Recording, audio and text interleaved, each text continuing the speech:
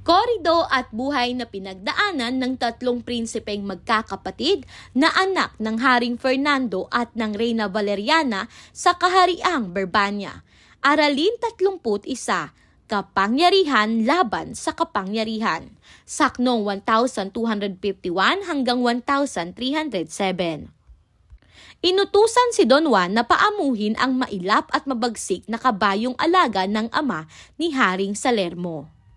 Ayon kay Doña Maria, ang kabayong ito ay hindi karaniwang hayop. Ito ay bahagi ng mahika ng hari, kaya't maaaring magbago ng asal at anyo. Bago sumapit ang bukang liwayway, tinuruan ni Doña Maria si Don Juan ng bawat hakbang upang mapaamo ang kabayo. Paano hawakan ng renda, paano umiwas sa sipa, kagat at pagwawala, at kung paano kilalanin ang sandaling nanghihina ang hayop. Ipinaliwanag niyang ito ay mapanganib at maaaring ikapahamak ni Don Juan kung hindi niya susundin ang gabay. Kinabukasan, hinarap ni Don Juan ang kabayo. Tulad ng inilarawan, ito ay nagngangalit, sumisipa, nanlilisik ang mata at halos patamaan ng sungay ang paa ng prinsipe. Sinunod ni Don Juan ang lahat ng payo ni Doña Maria. Sa wakas, napaamo niya ang kabayo matapos ang mahabang oras ng pakikipagbuno. Ang hayop ay lumambot, humina at nagmistulang umiiyak bago tuluyang sumunod sa prinsipe.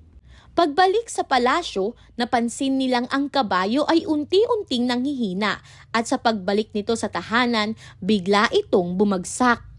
Dito inihayag na ang kabayo ay si Haring Salermo rin, gumagamit lamang ng mahika upang subukin ang prinsipeng si Don Juan.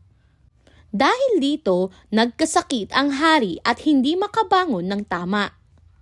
Pagsapit ng gabi, dumalaw si Doña Maria kay Don Juan upang ipaalam ang kalagayan ng hari at sabihing ipatatawag siyang muli kinaumagahan.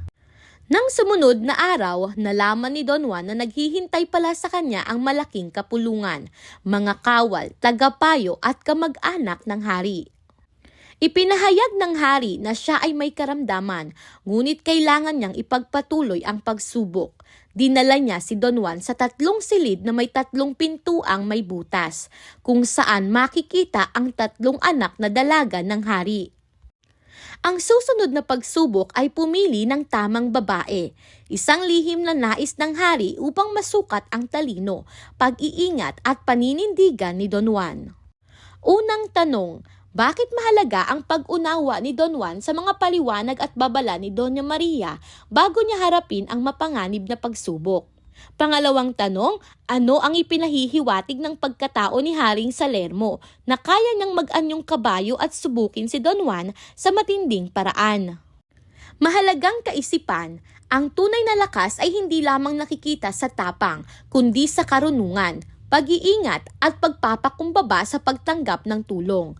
Ang bawat pagsubok ay nagiging magaan kapag may gabay, tiwala at tamang pag-unawa.